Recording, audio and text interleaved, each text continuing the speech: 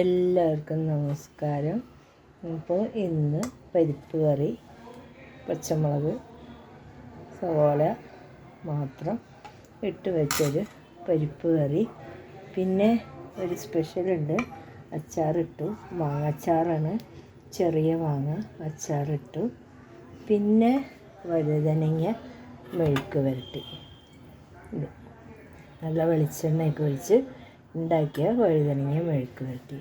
അപ്പോൾ അച്ചാർ, വഴുതനങ്ങ മെഴുക്ക് വരട്ടി, പരിപ്പ് കറി, ദാൽ, पिकल और बैंगन